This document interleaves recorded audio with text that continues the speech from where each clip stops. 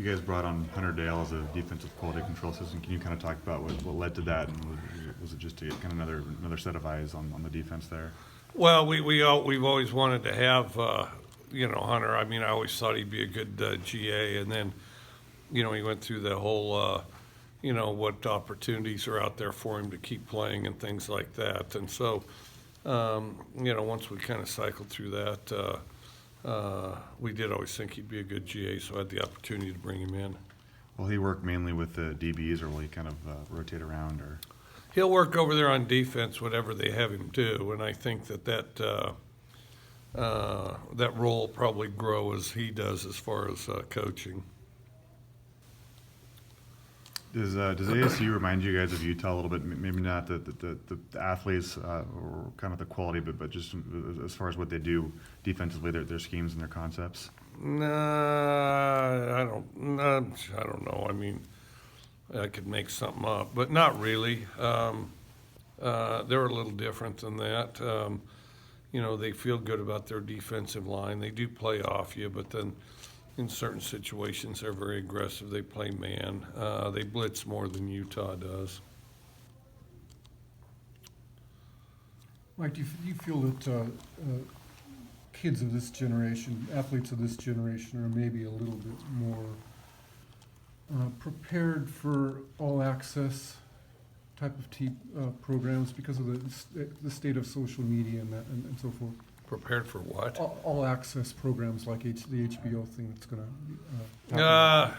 No, I don't think anybody's particularly prepared for that. I think it's just the degree of what people get overly excited about shifts a little bit. When there was less access, somebody's name would be in the paper and, might celebrate that for 6 months, Now it just changes more often. People get wrapped up in it one way or the other, but the best ones, the ones that get the least distracted, are those that are the most highly motivated to play. If they're really highly motivated to play, they don't let anything really get in the way of it, or they do a better job of keeping it from getting in the way. I think all these generational differences and often they're complaints rather than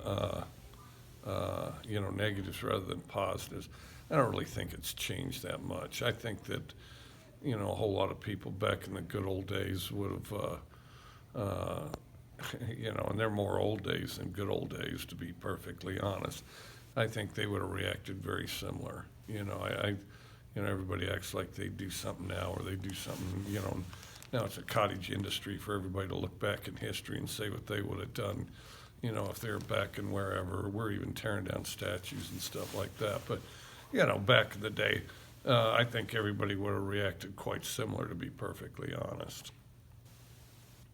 Do you think that the show is coming at a bad time now, just in light of everything you guys have gone through the last few weeks? Or do you think it matters, or have you given any thought to that? I think they come next week, but I haven't given any thought, but we'll limit the access to the extent we need to not have any distractions, because the priority is the team, and that's always a priority. Was Darcel on the sideline previously? Was he up in the box with Tracy? He was on the sideline.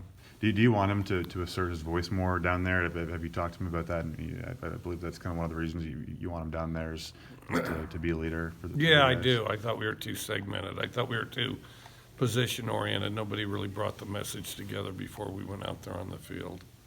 Are you guys going to change the way you get defensive calls? And I think that was something that you cited as a problem. Say that again? Are you guys going to change the way you get the defensive calls onto the field, or streamline it more?